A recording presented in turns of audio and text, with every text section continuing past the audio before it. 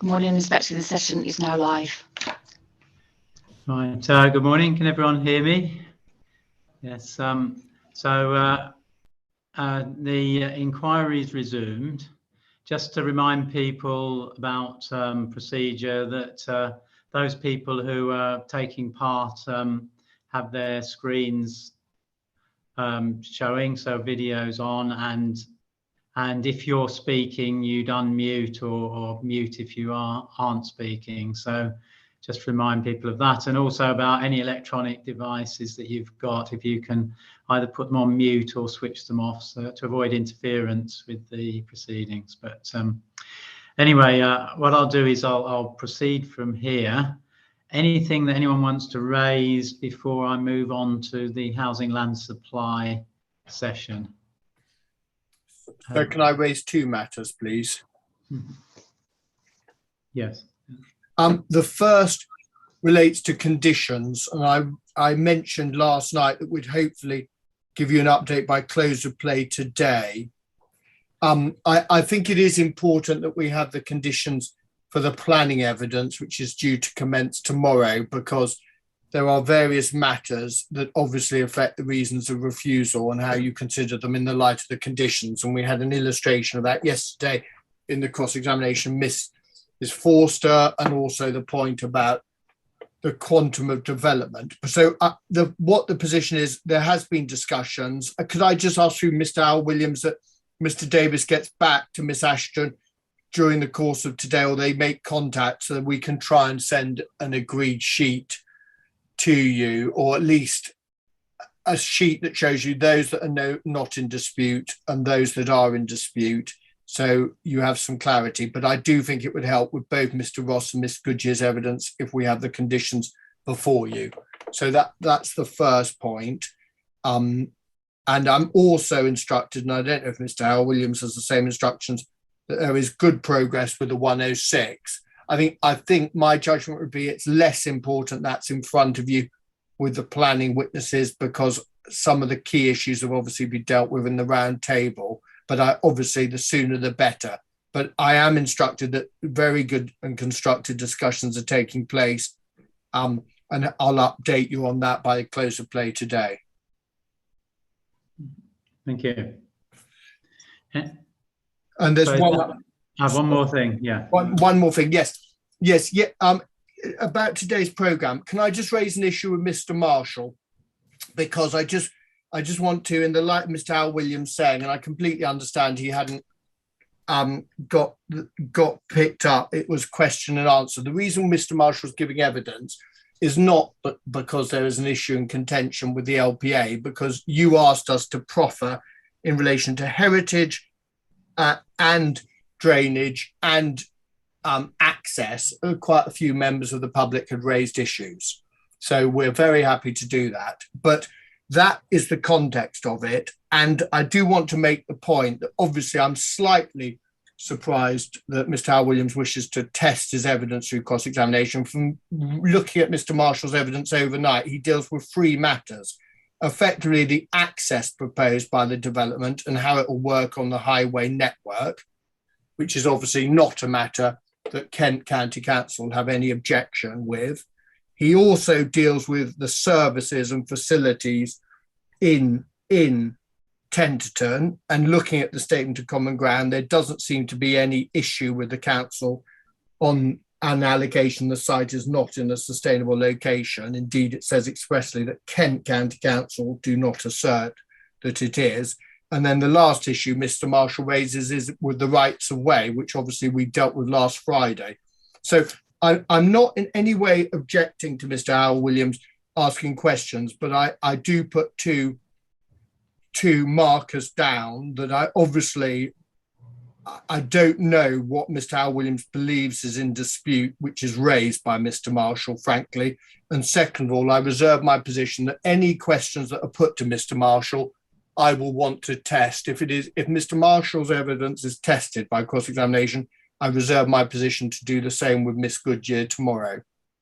So anything that Mr. Marshall is tested on, I obviously should have the right, if there is a dispute and it needs testing and needs challenging by the LPA, then obviously I need to have the same right, and I will put any such questions to Miss Goodyear tomorrow.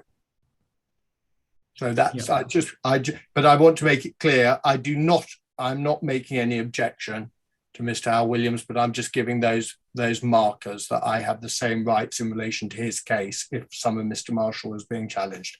Thank you, sir. Right, thank you, Mr. White. Mr. Hal Williams, you've got your hand up. Yes, it was only to respond on what Mr. White was saying about conditions in 106. I would endorse the wish to have some list of conditions in advance of the planning evidence. That seems sensible, even if not all are agreed and discussions continue in relation to disagreed conditions. That sounds sensible. I do know that discussions have continued in relation to the mechanism in the 106.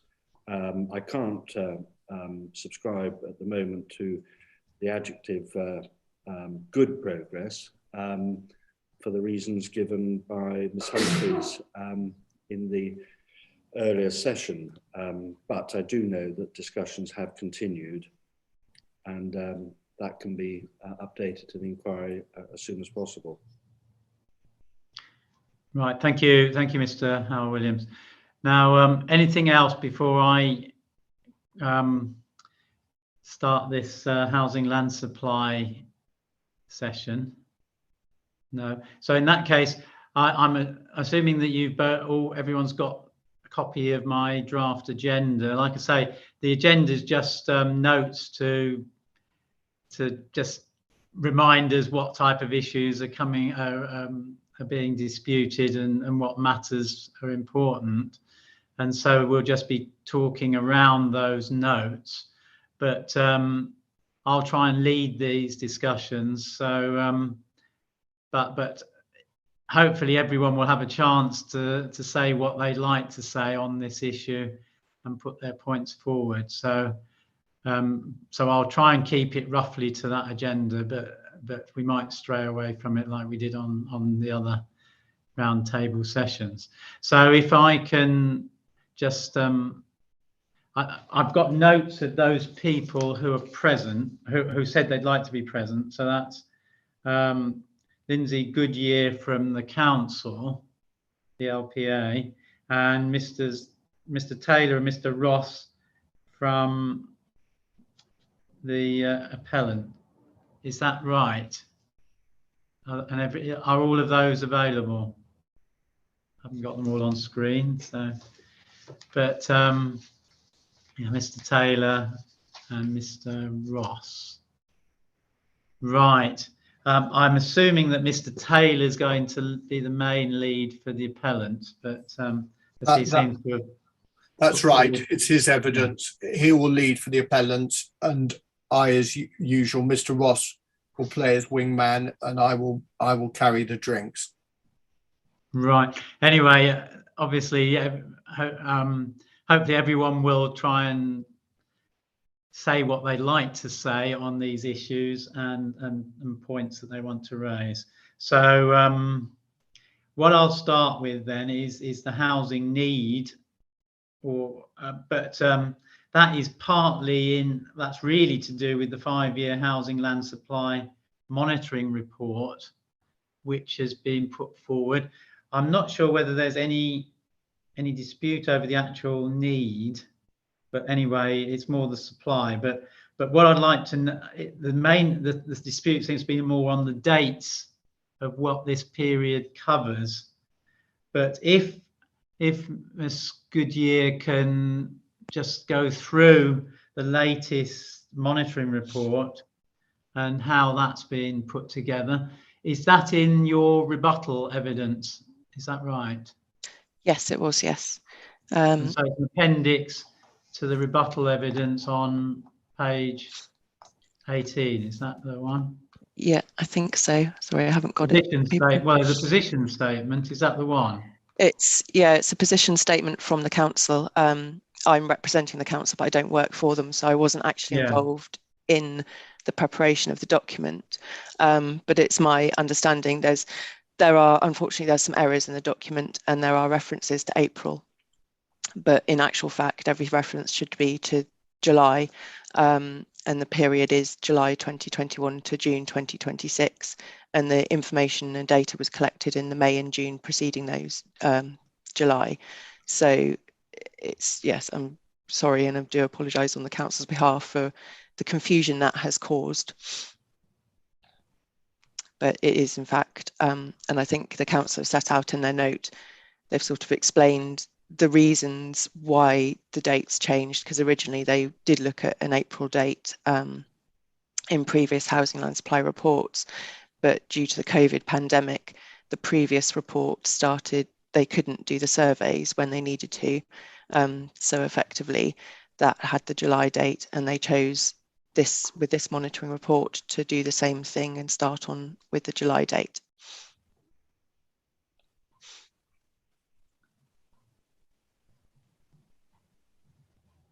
Right. So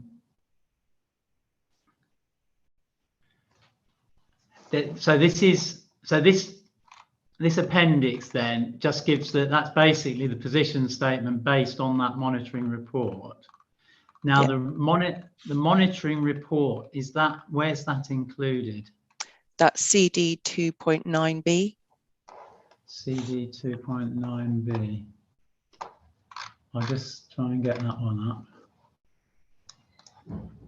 because we might be going through that one.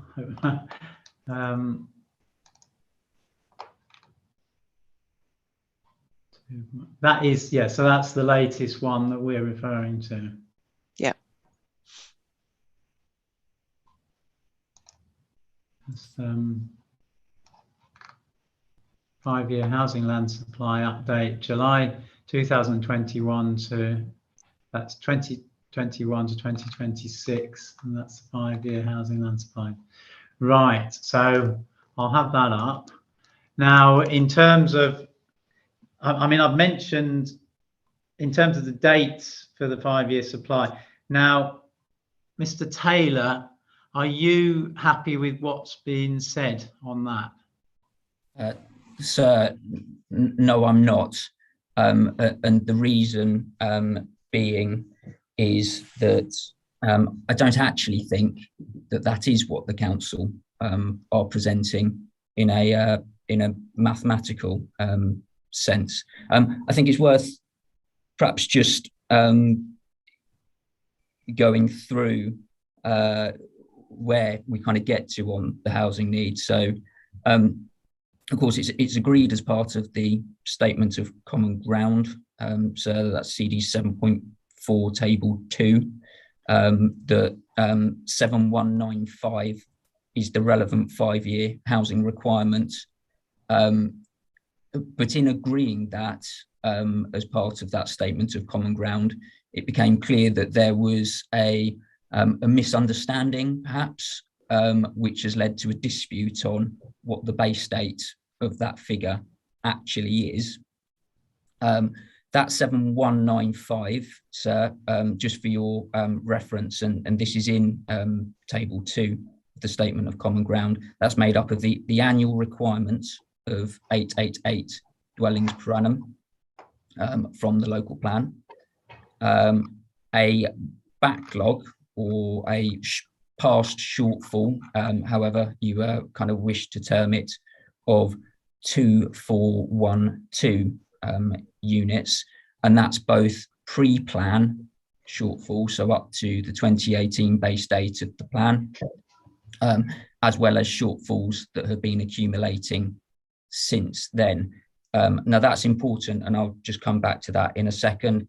And then there's a 5% buffer that's agreed to be added to that. So that gets to a total 5-year requirement of 7195, and that's equivalent over those 5 years to 1439 homes for each of the next 5 years, if you averaging it. Now that's just even on its own is a very significant figure. That's quite a high annual requirement that's well in excess of course, the bare local plan requirements. And that's obviously challenging to deliver. Just moving then on to the specific point around the 5-year period. I think to preface this discussion, from my perspective, it's not actually a dispute of planning or officer judgment. It's not a dispute of best practice. It's not a dispute of when the survey was precisely actually kind of carried out. I appreciate that it's got to be a point in time assessment, and that surveys can't necessarily be a point in time assessment. There are practicalities around these things. My point is it's a point of honest, kind of accurate and transparent accounting. So forgive me, sir, because this is going to be really an arid maths problem that we're going to have to deal with. The issue was briefly set out in my proof, para 3.12, where I talked about, at that point, what I assumed the council was saying was that the base date was the 1st of April 2021.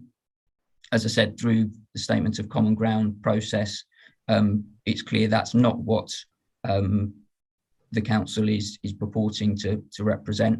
And part of the reason that I thought that it was the 1st of April is, of course, because these dates that Ms Goodyear has already intimated the council is now saying were an error. But the key thing actually is that the council's monitoring data, and according to their dates in CD 2.9b, on the site survey date, that clarifies that it corresponds, and it all outwardly corresponds to the base date of the 1st of April 2021. And in my view, that creates a missing 3 months in the calculation and the assessment, in that the gap between the 1st of April 2021 and the 1st of July 2021 is not captured anywhere in the mathematical calculation of the 5-year land supply. So just to confirm this, if I can briefly take you to 2 separate parts of CD 2.9b. Para 3.6, sir, sets out how the shortfall has been worked out. So that's the figure of 2412 that we've already identified.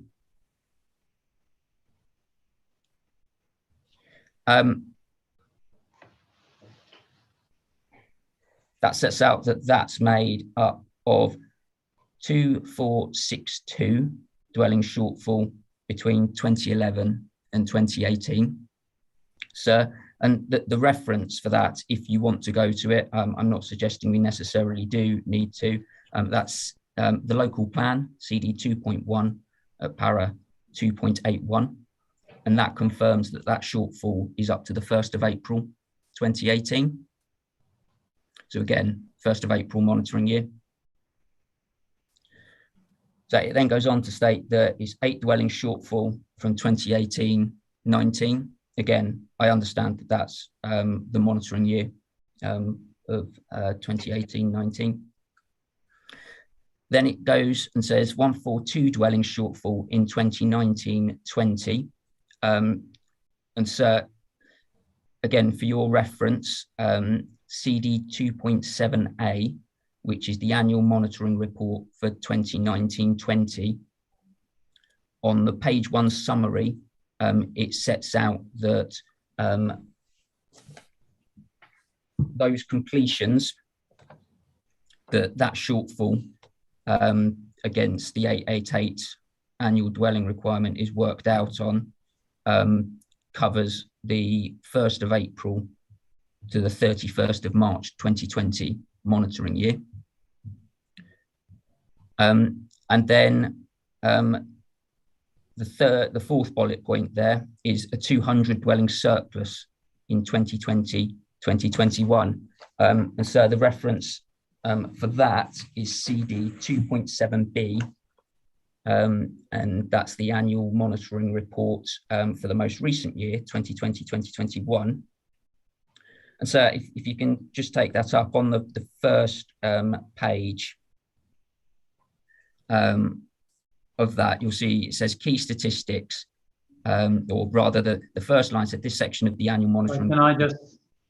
Yes, so I will wait for you. What, because this is the, right, so the first line of so I've got, this is the one I've got, isn't it? This is, yes, it's CD 2.7B. And this document provides the annual updates to the 5-year housing land supply for us as of the 31st of July 2021. Is that what you're saying? No? No, sorry, that the housing monitoring report, CD 2.7B. I'll just get that one. CD.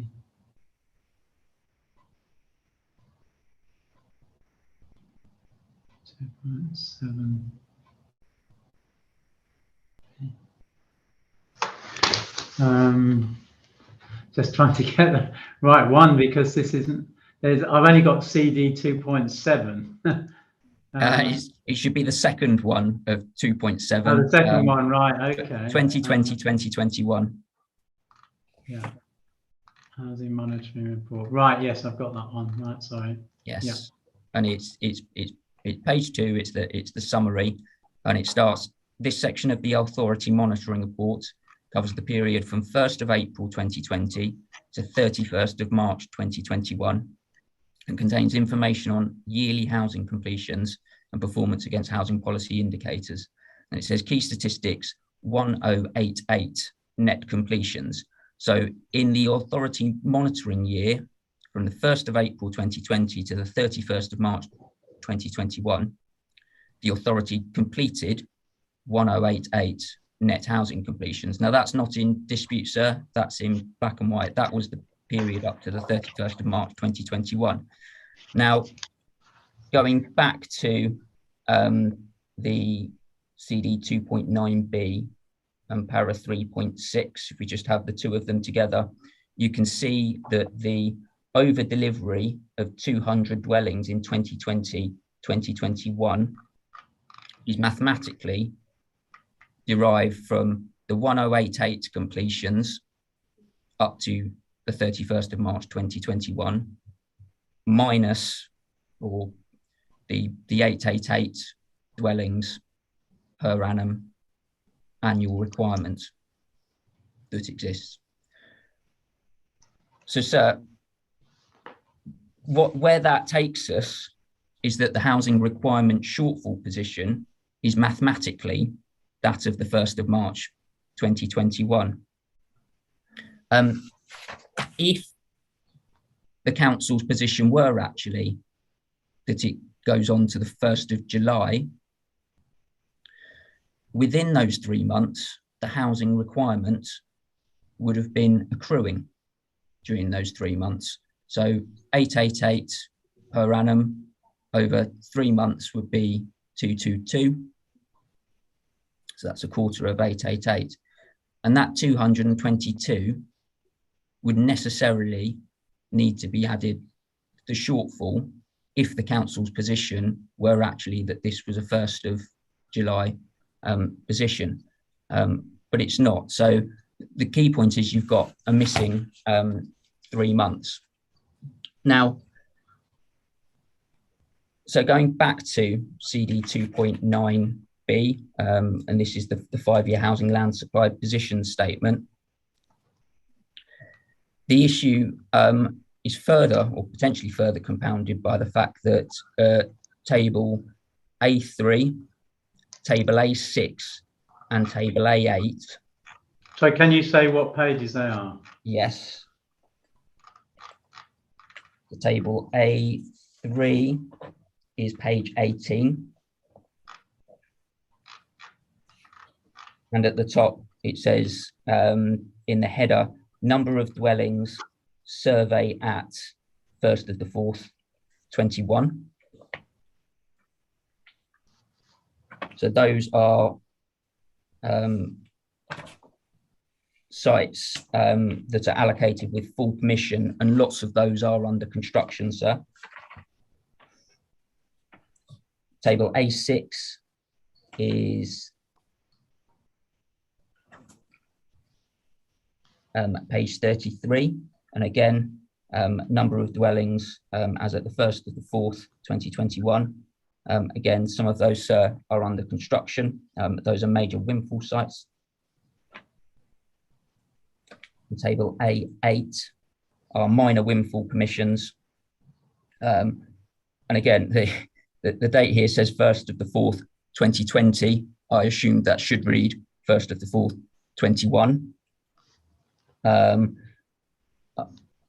Well, it says planning status as of 1st of the 4th, 21, but then construction status as of 1st of the 4th, 20. But again, sir, those appear to have been sites under construction as of 1st of the 4th, 2021.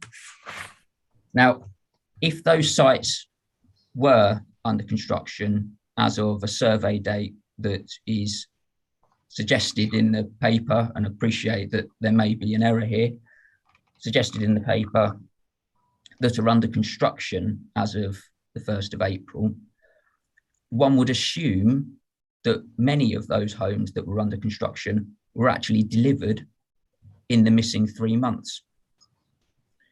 And if that's the case, essentially those completions would have fallen outside of the council's 5-year period.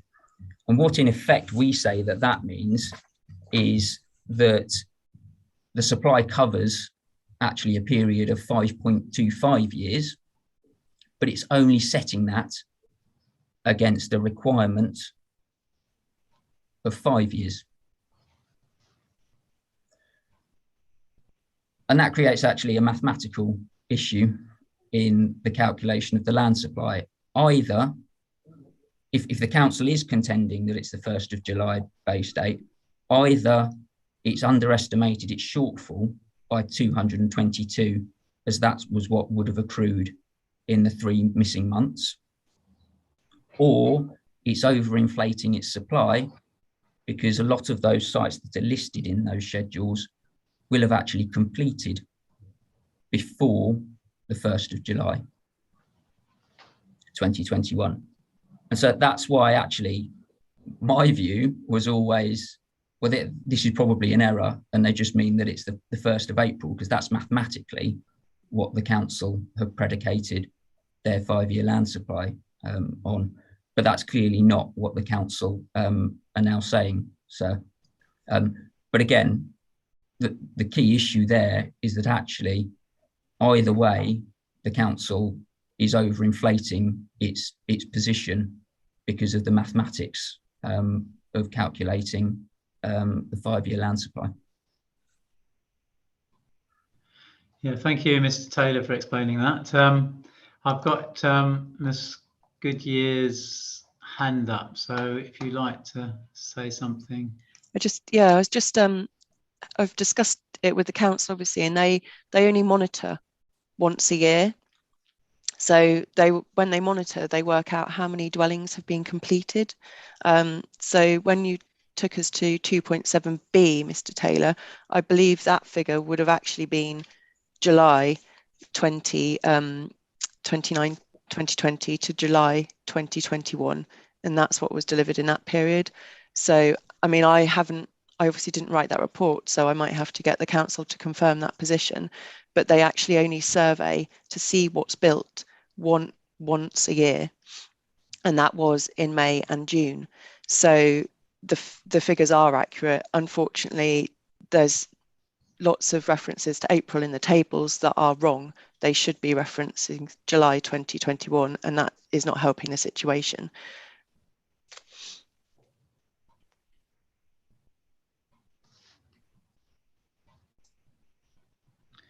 Right.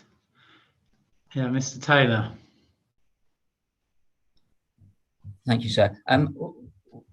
With respect, that there's still the issue of the missing 3 months, and whether it's a missing 3 months in the last year or a missing 3 months from the earlier monitoring year, it's still a missing 3 months of accruing target that's not captured in the calculation. And again, that's made quite clear by the fact that as we went through each of those years since the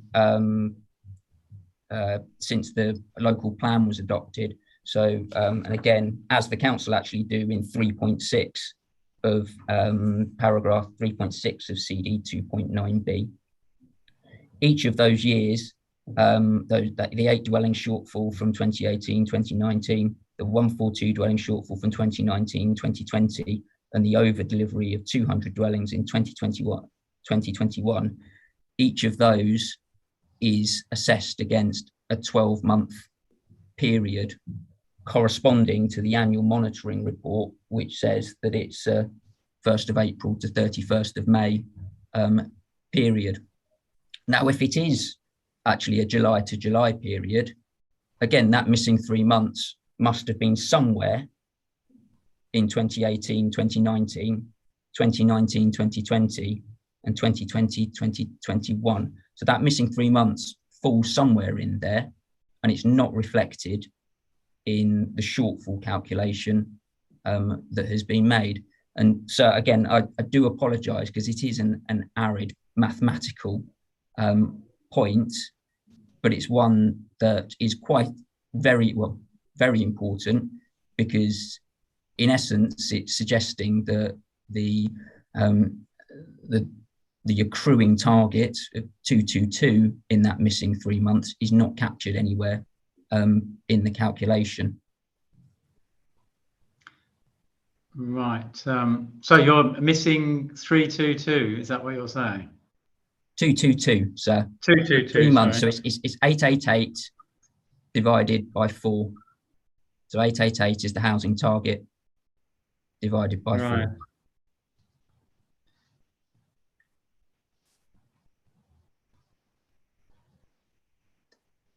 Now, so just as a point, I mean, in terms of this, I mean, if what Miss Goodyear's saying is right, that the council every time is taking its surveys in May and June, that would be the same every year, wouldn't it? What's the problem? Well, sir, it would, but the point that I think the council make is that it wasn't every year. It was only last year or last monitoring year that they decided to move it. Okay, right. And so I'll ask Miss Goodyear whether what's the case anyway. So yes, thank you, Miss. I just wanted to confirm that the additional kind of 3 months came in the previous housing land supply statement, which was 2020 to 2025, and that's set out in my the council's note, which is my appendix R2 of my rebuttal, paragraph 5 onwards. Sorry, appendix R2 to my rebuttal. It's the council's position note that we looked at the start. Right. Just a minute, I'll get your rebuttal. Yes, so the council's position note, yes. Yeah, so at paragraphs 5 onwards, there they explain why they the monitoring period moved, and essentially it boils down to the COVID pandemic, and they were told to stay at home, so officers couldn't actually go out and monitor sites as they normally would. So they ended up monitoring in May, June, and that's why the period had to change. So it explains paragraphs. But how is it? But where does it say that they've made up that extra? I don't know if they cover that precisely, so I don't know what they did with that 3 months. So you don't know what they've done with the 3 months? I think it was added into that year's housing land supply. You think? So yeah. Where is it shown? I've only got their note to rely on, I'm afraid, here. Which note is it? Sorry, this R2 note, this position statement, where they say what they've done. Where does it say anything about adding in? 3 months? Well, it's because it says that they'd obviously, the previous survey would have been February and March, and that would have been in 2019. So then the 2020 survey was May and June. So that's where the 3 months come in. Yes, I can see that. I think Mr. Taylor's actually said that's why that there's a 3-month extra period, but it doesn't explain what's been done with the housing in that period, how they've taken that into account. Yeah, I'm afraid I didn't write the statement. I wasn't involved. So No, I can understand that. So I don't know how else I can you're help basing you. it on the statement, and Mr. Taylor's saying that it doesn't that he hasn't had an explanation from the council as to what's happened properly to account for this extra 3 months between the April and July. I think the point, well, in terms of delivery, the point on those 3 months was that nothing happened because the government's advice was stay home. So construction sites stopped, work stopped, nothing happened. Mm-hmm. And that's the council's position. Yeah. So they're saying those are basically a lost 3 months. Is that what's? Yeah. Right. And can I just, Mr. Howell Williams has got his hand raised, so I'll ask Mr. Howell Williams whether he's got anything on this. But well, no, sir. I was only going to offer to help on the question of fact, which, as Mr. Taylor has indicated, is his concern. The question of the mathematics, and if there is something further that the council can help you with on that specific point, by reference to the references given by Mr. Taylor, obviously you wish us to clarify that matter.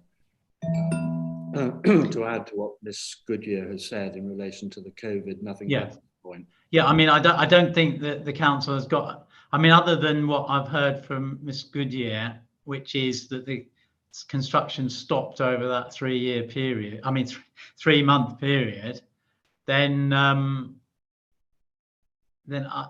and so the council hasn't been taking that into account. I'm not sure what else the council has put forward, but I'll put that to Mr. Taylor and see what you've got your hand up, Mr. Taylor, if you'd like to say something. Yes, thank you. And I think this interesting discussion has led me to my firm conclusion, which is that actually it's not reflected anywhere in the council's calculation. And again, this isn't a point of the supply or the dates for the monitoring survey that was undertaken.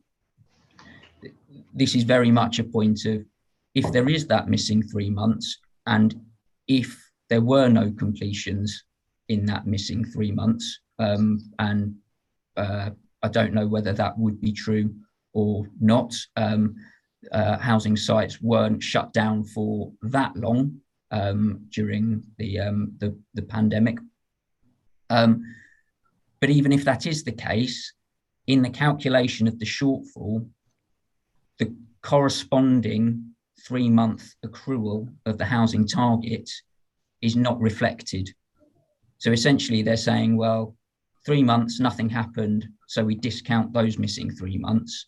But with the same hand, they've discounted the 3 months of accruing housing target within how they've then worked out the shortfall as set out at para 3.6, and as corresponds actually with their own annual monitoring reports. So sir, that's my conclusion on the matter, is that if we use a 1st of July base date, as the council suggests, there is a missing 3 months in the calculation, whichever way you cut it.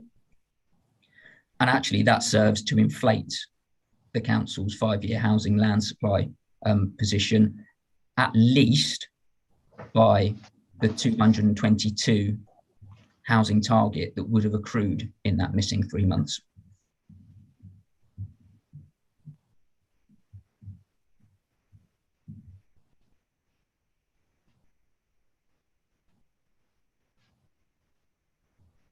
Right, thank you. Is there anything else anyone would like to say on this, Ms. Goodyear, before I move on? No, but I'll ask the council for a note on that for you, if that's what you'd like, sir. Right, I think it just needs some bit more clarification of what's happened, and especially if there wasn't any building there, and how the council will account for that. I don't know whether the government have allowed for this in some way anyway, but they were saying about allowing for some of this. But anyway, if the council can provide a note as to why they've done this and how it's right. So, sorry, Mr. White. Oh, so just very briefly, if such a note is to be provided, can I just reserve for Mr. Taylor the ability to comment on it? Because obviously I'm sure you'd want his view in the light of what is said about the council, what is said by the council. So obviously we'll do that very quickly, but I just want to reserve Mr. Taylor's right to comment on that. Yeah. Like he says, I completely understand, and that's it. But thank you. No, that's well, I'd expect that really for a comment if it's new material that I haven't been a party to, or Mr. Taylor hasn't. Thank you. Right, but if there isn't any new material, then I'm not expecting any new comments. Completely right. But if it's just the council just saying this is all they've got, then I think I'll just leave it at that. But yeah, right. Thank you. So what I'll next do is, I mean, I've put in the Litchfields report, but I don't think that's necessary, is it? Because that was an old report, and so that's out of date. So we won't be considering that. Is that the case? Yes, sir. That's correct. Of course, the Litchfields report went in with the application, and since then, of course, the council have published an updated 5-year land supply position that is materially different. So again, the previous position of the council was that it could demonstrate 4.8 years. It's now down to 4.54 years. So, sir, the Litchfield's position and my position is now as set out in my proof and appendices. Right. So I'll move on then to the housing supply that's been allowed for by the council first, and then your concerns that the appellant's concerns about where the deliverability of the supply, really, isn't it? That's more to do with, it's not arguing these sites necessarily shouldn't be included, it's how they're delivered and whether they are deliverable. But anyway, well, we'll see how that goes. But this housing land supply then, I'll go to Ms. Goodyear. So on the housing land supply, the council's accepted, isn't it, that that it's can in the next 5 years provide, albeit that there's contested the need, that the requirement for that 5 years is being contested already, but at the moment on the council even then is saying that it can't meet a 5-year housing land supply. Is that the case? Yes, that's correct.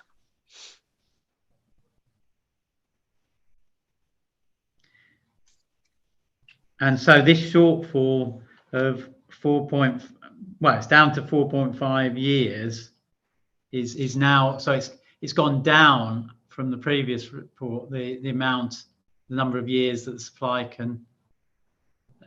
of supply. So is that not a concern of the council? I think they see it as a temporary blip, really, because it's effectively as a result of the impact of the Stodmarsh response from Natural England that's come through. So they do see this as a temporary situation. Stodmarsh is a nitrates and phosphates issue that affects part of the borough.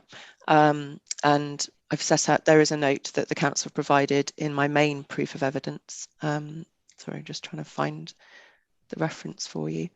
Sorry.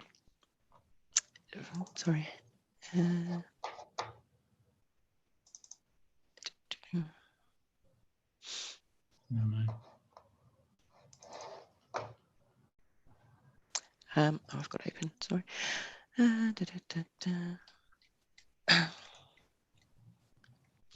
It's my. So it's actually in the proof itself, is it? Yeah, Appendix 2 to my proof of evidence. Oh, it's appendix to the proof, sorry. Yeah,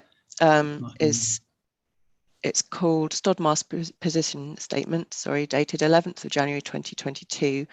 And this is which appendix? So it's appendix 2. Appendix 2.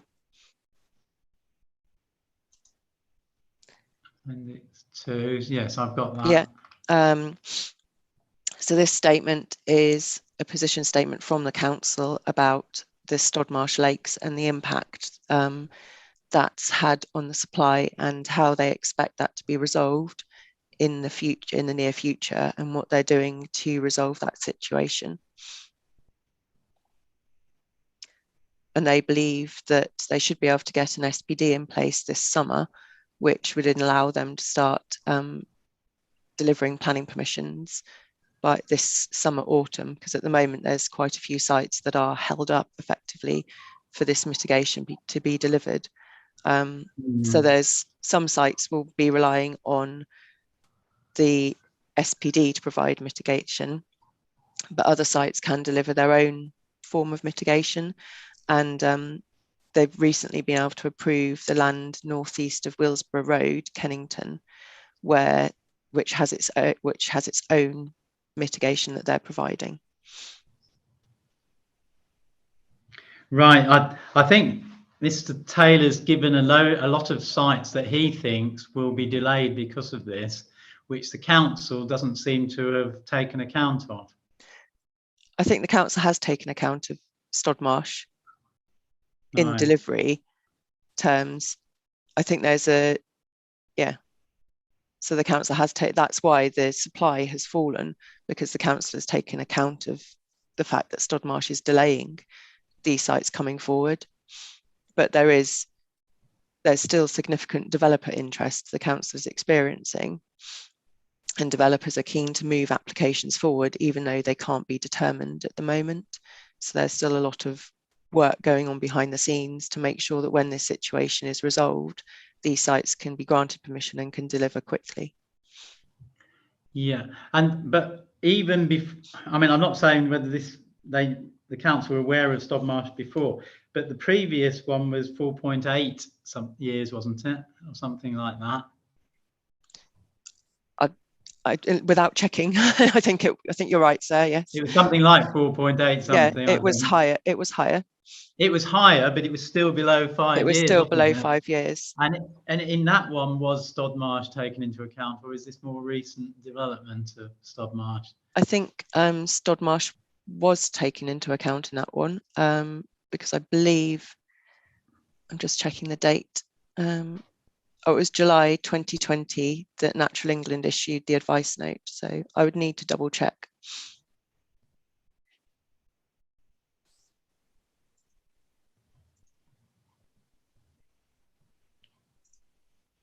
And in terms of, even with Stodmarsh though, if the council has taken this into account, isn't it the fact that the council will still have a fairly big backlog of sites to try and overcome in the following years? Because if the council's not delivering its 5-year target for the last few years, including the projected 5 years, then how is it going to make up the difference in the future? I guess this is going to get back on track. Well, as soon as the SPD is published and they can start granting permissions, then sites will start delivering, and they'll start to be able to get back on track, and development will be able to come forward. So I think that's. But isn't that going to mean more pressure on extra housing needed in that period then? When the council's sorted it out, and extra building and everything else, because there's a big delay, isn't there, in the delivery of these houses? There's been a delay, but they still sort of, I suppose it's the same. It's the permissions that are delayed and the houses to do with those permissions. So there's the plan was effectively found sound prior to Stodmarsh, and they've still got those sites to be able to deliver those sites through the plan. So the local plan was found, the local plan was found sound and adopted prior to the Stodmarsh issue coming to light. So there is still a local plan with sites that can come forward and deliver, albeit that process has been delayed because of Stodmarsh. So when the local plan was found sound, the Stodmarsh issue hadn't been raised. It wasn't. Nobody was aware of it. So in other words, the local plan examination inspector wasn't aware of this. Yeah. So do you think that would have had a difference anyway then on how the sites would have been looked at in that local plan then? I know it's very speculative. Yeah. Because if the inspector knew about Stodmarsh and the potential delays that might have, would you not think that that would be a concern? I think if the inspector had known about Stodmarsh, everybody would have known about Stodmarsh, and they'd have been able to provide a strategic solution in the plan. Yes, but the plan doesn't provide a strategic solution, does it? No, but then nobody knew that it needed to. So if you knew that there needed to be a strategic solution, then there would have been one. So I don't think it would have. Yeah, I know it's sort of speculative. It's speculation. I guess I also have been involved in other areas of the country where there's been issues with nitrates, and it has delayed things, but it has only ever been a temporary delay, and then sites have been able to come forward and deliver. So I just see this as a very temporary position, and I don't think it leads to question the strategy as a whole. So you're saying that what the local plan examination inspector looked at, it's all deliverable within the local plan period? Is that what you're saying, even though there's problems with these nitrates which are delaying some of the sites being delivered? Yeah. Mm-hmm.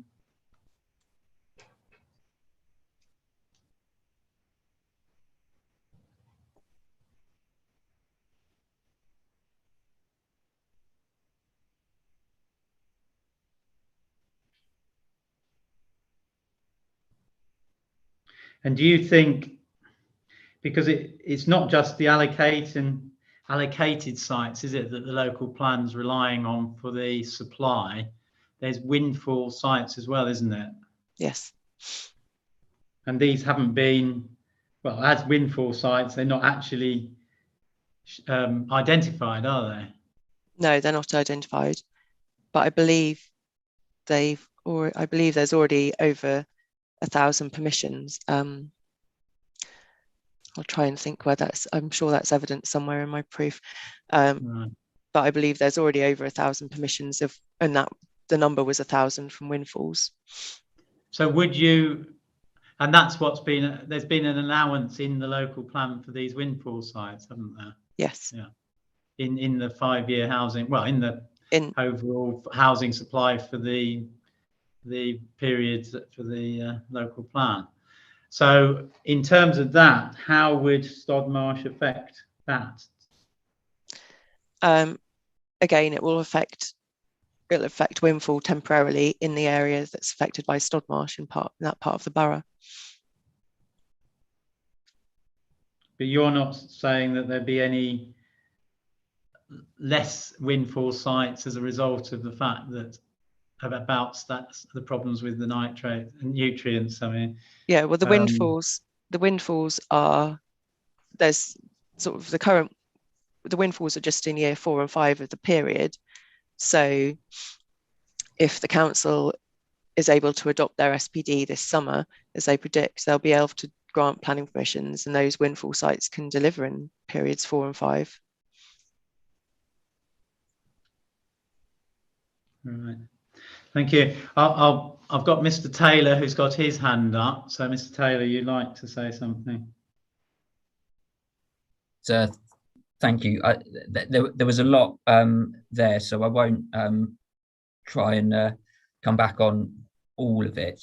But I think there's a couple of things arising from that discussion which I think should just be highlighted. Again, coming back to the point around the council's 5-year housing land supply position and the progression of that. So it has been steadily worsening, and so it's in the evidence bit before you. Indeed, at the point of the adoption of the plan, the council had the local plan inspector concluded that the council could demonstrate a 5.3 years supply for the period 2018 to 2023. And so the reference for that, I'm not proposing that you turn it up, but it's CD 2.2. And the local plan inspector's report at paragraph 62 confirms that. Moving on a year, in the 2019 to 2024 period, the council stated that they had a 5.12 years supply. So that had already 5.12 years. Then for the 2020 to 2025 period, the council concluded that they had a 4.8 years supply. And that's the position that's before you in CD 2.9A. And now the council is saying for 2021-2026 that the position is 4.54 years. So a couple of things flow from that, and so that's CD 2.9B, the position we're discussing today. Yeah, I mean the council's actually said that the reason for it going below the 5 is that they've taken account of Stodmarsh. Yes, and to come back on that point, of course, within the CD 2.9A report, I don't believe the council took any account of Stodmarsh in that position. Again, that was part of the reason why the appellants submitted a 5-year land supply report challenging that exact point as part of the application.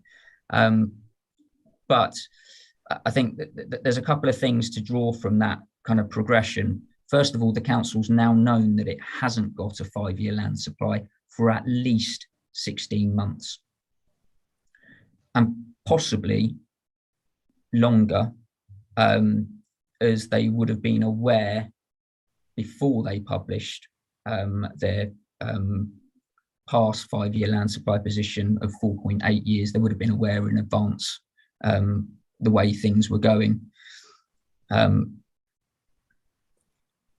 So, and then to just pick up on that similar point, my proof at paragraphs 3.15, 3.16 and 3.17 and tables 3.2.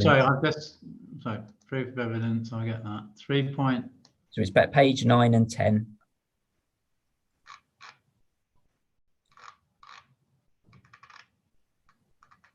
Right, yes, I've got that, yes. Yes, so policy SP2 of the local plan sets an annual housing requirement of 8 888, as we've discussed, but it also has a requirement to make up past shortfalls that's enshrined within the policy. And it suggested at that point that it would be done over 7 years from 2018. So the annual SP2 target that was being required was 1240 per annum.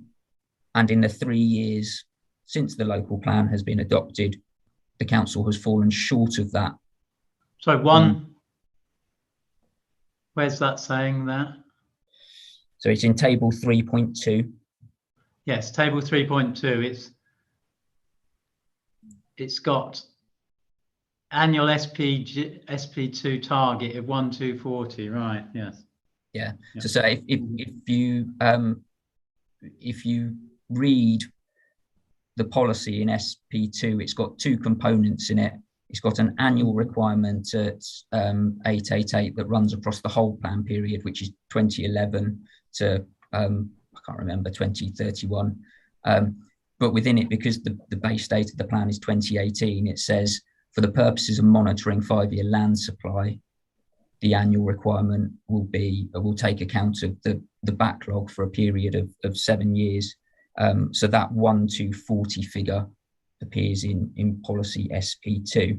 So that's what the plan was targeting delivery for those 3 years. And the council's delivery has fallen short of that targeted delivery in each of these 3 years. And then at table 3.3 of my proof, moving on, it just plots the delivery again. Yeah, so when you say the delivery, yes, so the delivery's fallen short of the 1240. In terms of the monitoring report, I mean, I haven't looked at it in as much detail as you have, but has it taken account of the 1240, or is it taking account of the 888? Yes, so it's taking account of both.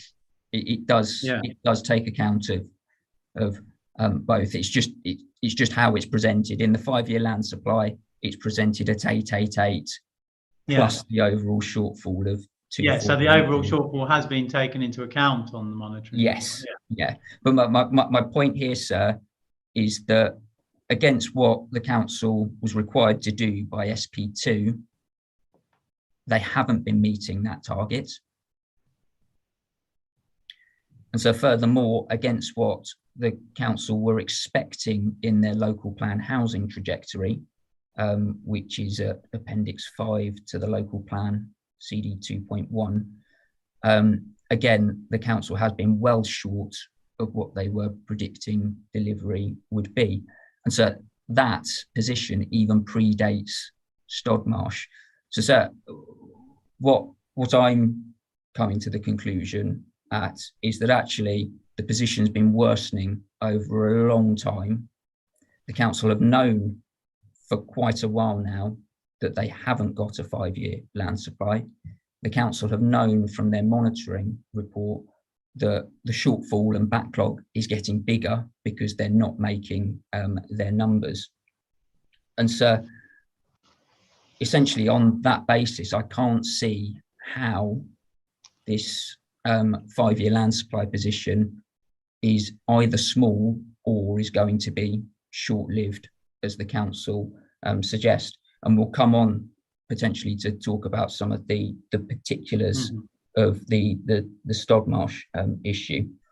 So, and just the only other thing is I'm not actually aware of any plan put forward by the council as to how it's going to reverse the shortfall and the lack of 5-year housing land supply. Everything seems to be hung on being able to deliver Stodmarsh mitigation quickly and in a quantity that releases the backlog of housing permissions that will be needed, and then that all of those permissions will deliver expeditiously. And so, again, if we go through some of the sites, we'll begin to see that my view is that that is simply not the case, and that's why my view is that the supply position is actually significantly worse than the council has identified. So just coming, did you want me to carry on into the Stobmarsh issue now, or? Well, I don't want. I mean, you've raised this issue with a number of sites, haven't you? And you were going to go more specifically with those sites, isn't that the case? Yes, sir. That is the case, and indeed it might be useful to start at the S2. I know it as Conningbrook. Yes.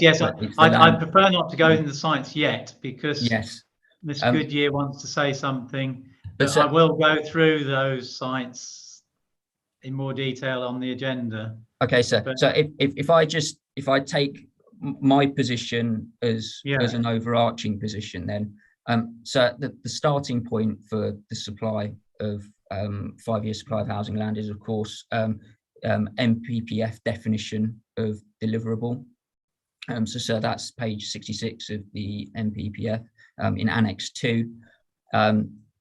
And the key point that I've made is that definition includes where a site has outline planning permission for major development, has been allocated in a development plan, has a grant of permission in principle, or is identified on a brownfield register. It should only be considered deliverable where there is clear evidence that housing completions will begin on site within 5 years. And so where sites fall into that category, there's a clear test of clear evidence that housing completions will begin on site within category B sites. 5 years. That's correct, sir. Category B sites. They're the ones you're questioning. They're predominantly the ones I'm questioning are category B sites. So I set out in my proof at Appendix 3 a review of policy guidance and appeals, but the point around the application of that clear evidence test that I take away is that the assumptions need to be shown to be clearly realistic. It's the evidential value of evidence that is relevant, and not just its existence. And so it might be worth turning up the appeal decision at CD. Can I leave that for now, because I'd like to go back to Ms. Goodyear, because you're moving on a bit further now. But I was going to bring my point back to my fundamental issue with these Stobmarsh sites is that there's right. Okay, then I'll move on to your appeal decision then. So if you'd like to raise that, so it's CD 6.24, which is the Alfold appeal decision. So CD 6.24.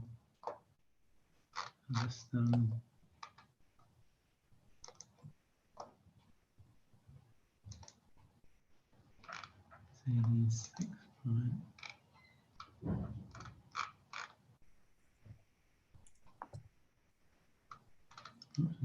Yeah, CD 6.24. Right, you've got that. I've got that one up, which is 11th of January 2022. Yes, thank you, sir. And it's paras 78 to 80 of that decision from page 15 onwards. This inspector at that appeal at 78 sets out the definition of deliverable, which we've just been to. I don't propose to go beyond that.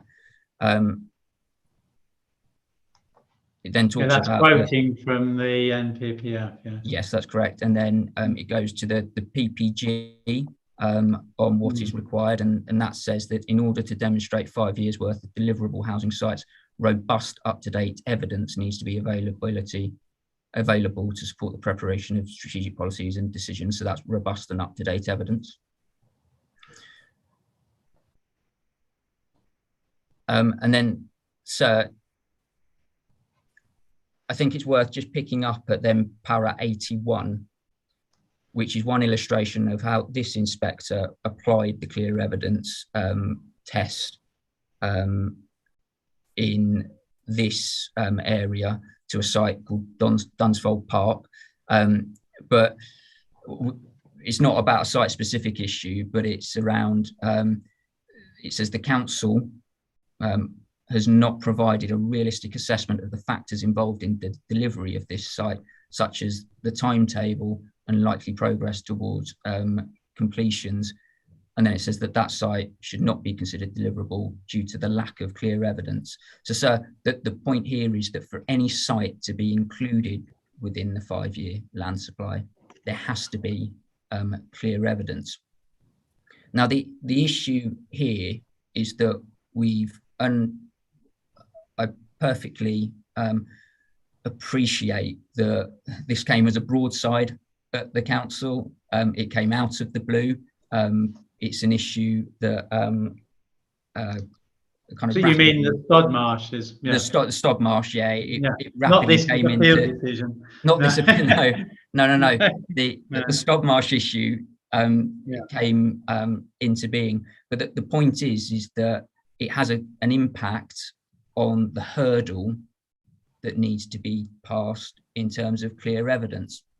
And so this is what I set out in my proof, is that in relation to those sites where Stod Marsh is an issue, you have to have confidence that there is clear evidence that those sites will deliver in the 5-year period.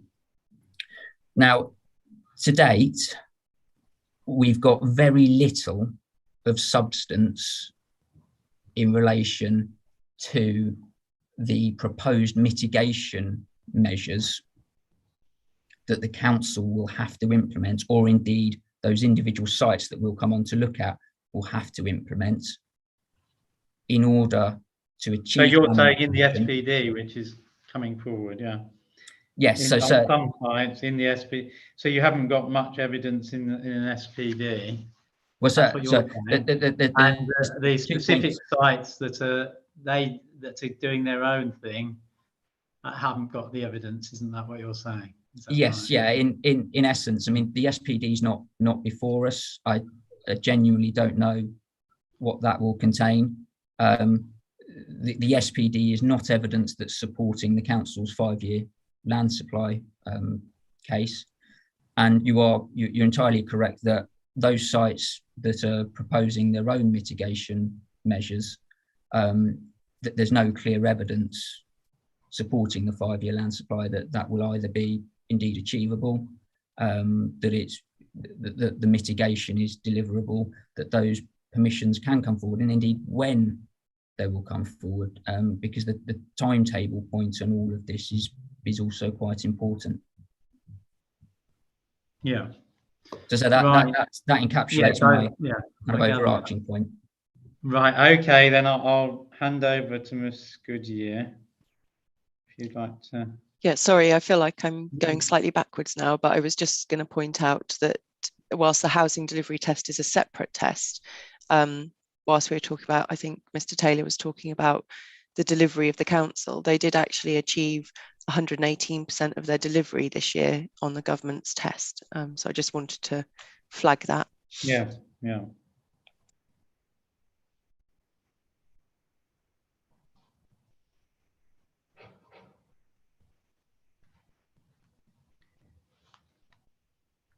Right. Is there anything you'd like to say on the other points that have been raised by Mr. Taylor, since you've had your hand up for quite a long time? I don't know if are we going to, well, I've talked about Stod Marsh. I didn't really know if we were going to get into individual sites now, and where we were going. I suppose. Move on to individual sites, because, well, I don't want to go through every single individual site, but if Mr. Taylor can look at the bigger ones, or the more important ones that he thinks prove his point, and then we can see where we stand on those. So some are going to be affected by the SPD, and others are going to be affected by their own measures that they're going to bring in. So I think that if you've not got anything else to say on what Mr. Taylor's said so far, then I'll start looking at these individual sites then. If Mr. Taylor can go through some of them, or I mean, I don't know whether it's worth exploring each one in turn or what, but Mr. Taylor's got a list of quite well. I think are they in the statement of common ground? Yes, Yeah. there's a schedule in the statement of common ground, which is probably the best place. Yeah. Where the positions are summarised. Yeah. So we can use that then as a basis for this. So looking at the statement of common ground, I mean, what we've got here is in red. Is that right? These tables, summary of sites in dispute, table 1. Is that right? Yes, that's correct. And then we're looking at in red. Is that the case? These are the supply. You're saying that you put a minus for most of these supplies, have you? Yes, so that the red is the reduction in the deliverable supply that I make. So that the column supply 2021 26 is what CD 2.9b says is deliverable within the 5-year period. Then you've got my 2 scenarios, and the number in black is the amount that I consider under that scenario would be deliverable within the 5-year period, and the number in red is the reduction. Right. Yes. So really, in terms of, I mean, we're looking at, say, the first site. You're saying that in scenario 1, which I'm assuming is the worst, is no delivery on that site in those 5 years. Yeah. So my scenario 1 is a clear evidence scenario, and that's my conclusion that the council has not demonstrated clear evidence that site is deliverable. So if we use that first site as an example of this. And so scenario 2 then is what? Then scenario 2 says, okay, well, if we set aside clear evidence as a threshold or a point, and we assume that Stodmarsh mitigation can be clearly evidenced, and my primary position is that it can't, then what would be the likely impact of the delay of Stodmarsh on the actual delivery of homes within that site? So this is, so the first one is, because of Stodmarsh, there's no clear evidence that that's going to be overcome, and so you're virtually wiping out all of those. Yes, that's correct, sir. Yeah, and the second one is assuming that Stodmarsh will be overcome in a certain period of time, i.e., perhaps 18 months or something. And then there'll be an SPD, or someone will find a solution, and so there'll be a release of some of the housing. Really, is that the case? That's correct, and sir, I think that the key thing is actually that timeline for when Stodmarsh will be overcome. Yes. And you're assuming a certain timeline in scenario 2 that it could be overcome. Yes, sir. That's correct. And that's what the council are probably assuming. Is that what you're saying? Well, the council assuming that there will be a timeline when it's overcome. Yes, so the council have set out a timeline within their CD 2.9 B statement. So, and it's perhaps worthwhile just bringing that up. And this is, it's page 11 of the 5-year land supply document, CD 2.9b.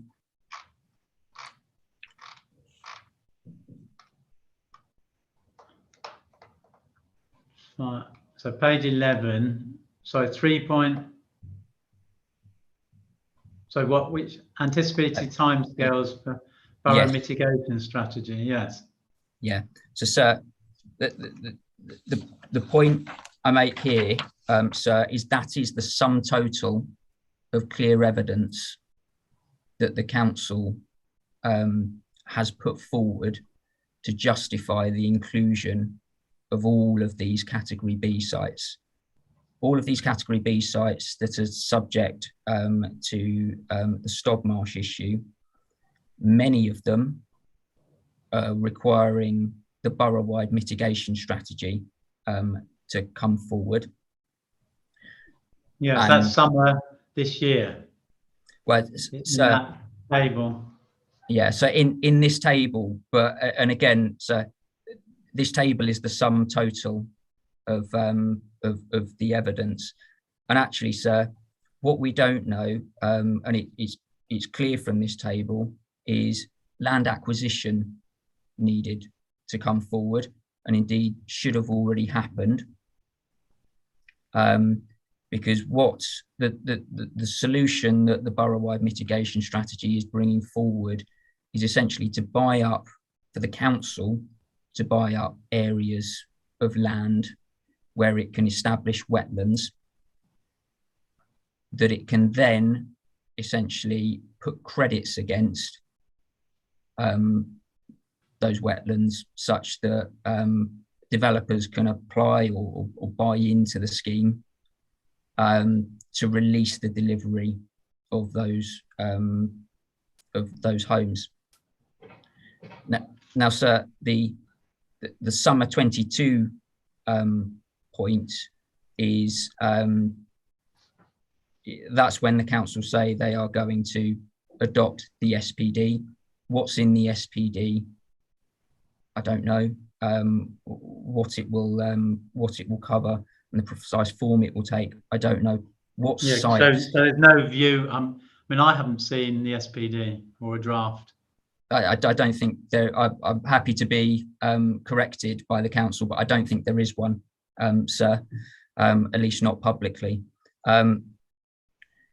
The planning permissions can be issued thereafter, but sir, to be clear, that doesn't mean the houses can be constructed and occupied, because what you've got to do then is you've actually got to construct the wetlands, get them to an operational state,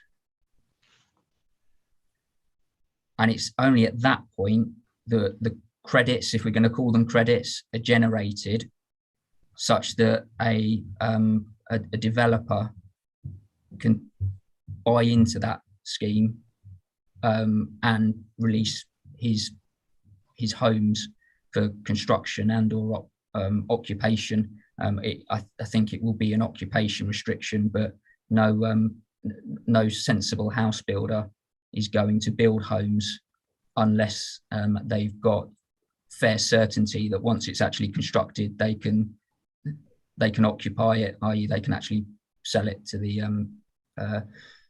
family who are going to live there. So in my view, the timeline that the council has set out is wholly optimistic.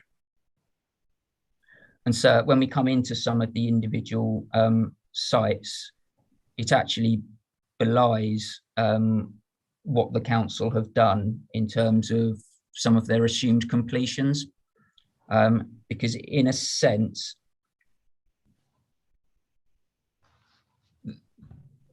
the council are assuming that some sites can get 2 or more year's delivery when they're subject to the borough-wide mitigation strategy. But in actuality, sir, I think the likelihood is that that will be delayed from that timeline. And indeed, I'm not actually aware that the council have even completed that first step in their timeline. So which first step do you mean? The land acquisition, acquisition.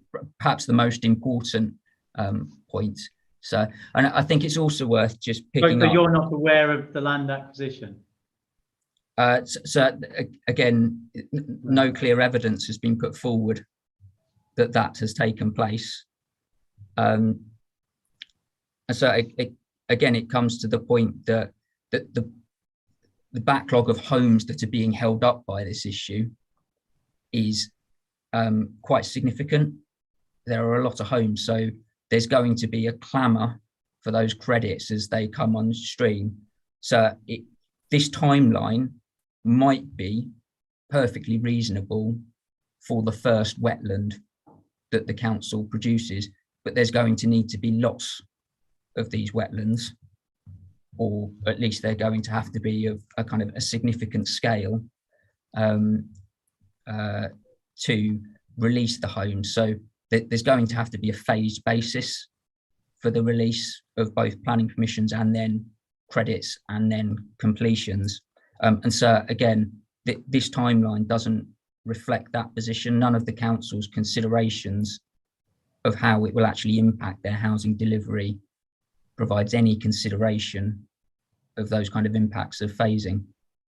Now, sir, again, on my primary position, that lack of clear evidence means that the sites shouldn't be, as per the NPPF definition, deemed as deliverable at the moment. But even on my secondary position, it's likely that many of these sites will be delayed from what the council says. Yeah, I mean, what you've said here, under scenario 1, basically you're saying none of these sites will deliver anything, isn't it, really? Well, it's not necessarily that they can't deliver anything, or that they... Well, within the 5-year period. Yeah. It's that there's not clear evidence, sir. That's yes, so that's what I'm saying. You're saying that you can't allow for any of these in the delivery period for any of the houses that is suggested would be delivered in that 5-year. Yes, that's correct. You can't make allowance for them within the 5-year housing. So you've knocked off the whole lot. Yes. Whereas scenario 2, you've knocked off about half of them. Well, yeah. So scenario 2 is taking an issue with the timeline. Yes, I can see that what you've done, yeah. And that's in that respect you've taken off half of them, roughly. So that's how you've done it. I'm not sure whether there's any specific. I mean, really, what you've done here is, as far as I can see, that's all to do with Stodmarsh, isn't it? Oh, one of them isn't. So some of them are not, sir. So some of the later ones aren't. But that's why I put Tenterden Southern Extension as one that's phase B as a separate issue from Stodmarsh. But most of them are Stodmarsh, really, aren't they? Yes, I think there's two, sir. Well, yes, one's very relatively small, isn't it? But so really, the two to concentrate on are ones that are affected by Stodmarsh and the Tenterden Southern Extension, really, aren't they? Yes. Yeah. So what I'd like to do, I mean, I'm aware of the time, and it might be worth having a break, but I will have a break after I've heard from Miss Goodyear, and then we'll just see whether we can go through these sites in a bit more detail as to how you see them being affected. But I don't want to go through all of them. But generally, the sites that are affected by Stodmarsh and the reasons why you think the Tenterden Southern Extension phase B wouldn't be delivering either. But anyway, within that 5-year period. So what I'll do is I'll just hear from Miss Goodyear, and then I'll have a 15-minute break and then come back to these tables. But Miss Goodyear. Yeah, I just Mr. Taylor said that referred to CD 2.9b as the only clear evidence, but in front of this inquiry we've already been to it, the appendix to my proof of evidence where the council provide more detail. Sorry, appendix. Excuse me. My appendix 2, I believe, just checking. And appendix, which appendix? Appendix 2 to my main proof of evidence, and also in my sorry, the Ashford Borough Council's position statement on stock market rate. I was just saying it provides more detail, and equally in my rebuttal. Yes, that has this timescale table in. Yeah, and it just provides more detail how about that timetable and what's been progressing. But, yes, but I'm sure Mr. Taylor's had a look at that, hasn't he? I'll ask him. Hopefully, sorry, it was just that he was and referring. He said it hasn't provided him with detail, because I would hope that he has. I mean, where is the detail there about the land acquisition position, about the SPD? And we don't have an SPD in front of us, I can confirm that. No, but you've said this provides extra detail, but where? It just provides extra details what's been happening. There's also... Yeah, but when you say what's been happening, how is it justifying those about land acquisition and everything else? Sorry, I was going to also refer to appendix to appendix to my rebuttal, where there's a agreement for cabinet, Ashford Borough Council's cabinet, appendix R3 to my rebuttal. I'll just get that. Can you give me some time to rebuttal? Just try and get the right one. That's the appendix. So the cabinet minutes. So that's where they've agreed the financial. The 3rd of August 2021. There's a cabinet minutes. Is that the one or not? No, 29th of July 2021. Just trying to make sure I've got the right. Trying to get the. You haven't got a page, have you? No, sorry. I'm not even sure that I'm on the right email correspondence. Sorry, it was published on the 3rd of August 2021. Oh, right. Sorry. But the minutes are from the 29th of July 2021. I'll just have a look whether I've got the right ones then.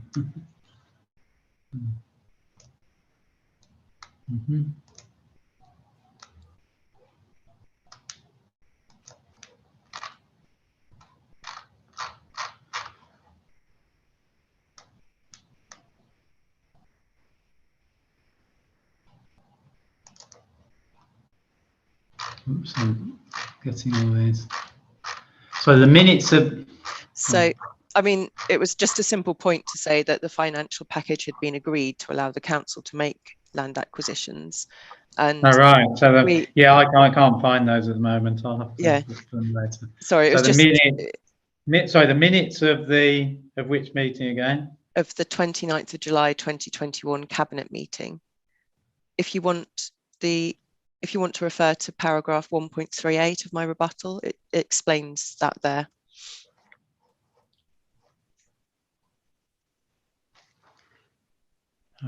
If it's easier just to note that.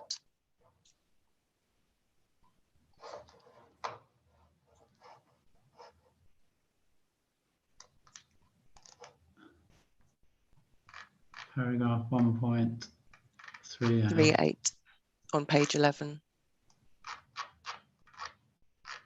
Actual page 11, PDF page 30. Yeah. 1.38. Yes, I've got that. Yeah, so that's explained there. And obviously acquisitions is early 2022, which we're currently in, and any discussions that are ongoing would be commercially sensitive at this current stage. So the cabinet meeting approved the finances. Yes.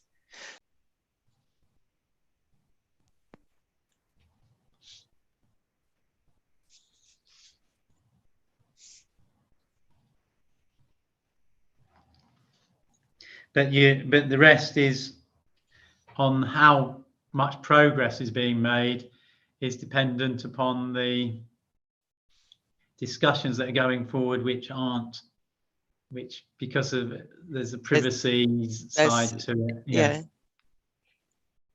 And that's programmed for early 2022, which is currently ongoing as we speak. So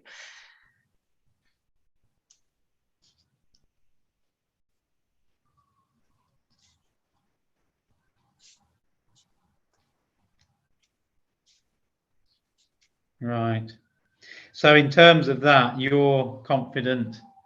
I mean, that's the evidence you put forward then as to the acquisition, isn't it, really? yes.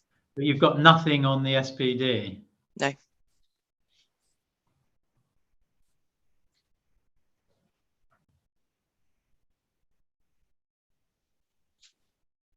Right.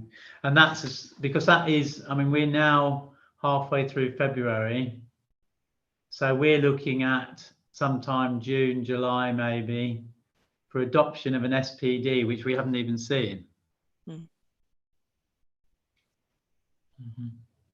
Right. Okay. So that's the evidence you'd like to put forward on that Stodmarsh mitigation, really, isn't it? Yeah. But thank you. So Mr. Taylor's now got his hand up, but I don't want to go into too much more detail on this, and then I'll have my break. Well, I think everyone can have a break, and we'll go on to the sites that Mr. Taylor has identified, and we can generally look at those, how they'd be affected. But Mr. Taylor. So thank you. I'll keep it very, very brief in that context. Just to confirm, I had read all of Ms. Goodyear's rebuttals and the appendices and information. So my earlier comment that there was no substantive further evidence than that timetable. So I believe still stands. Since that July 2021 cabinet meeting, that there's no publicly available information on what progress has been made whatsoever. We simply don't know. That the council's submission is that's been ongoing behind the scenes. So my submission would be, well, that's not clear evidence, and how are we to know that is actually the case? Right. Okay. I think that's all that Mrs. Goodyear's put forward, and you've put forward your views on that, and then we'll look at those after we'll look at those sites then. And I think they're the main things to look at really for the rest of the discussion, as far as I can see, unless there's any other points that anyone wants to make at the end. So what I'll do is I'll adjourn. I mean, I make it about 11:10. So I'll adjourn for 15 minutes until 11:25. So the inquiry's adjourned.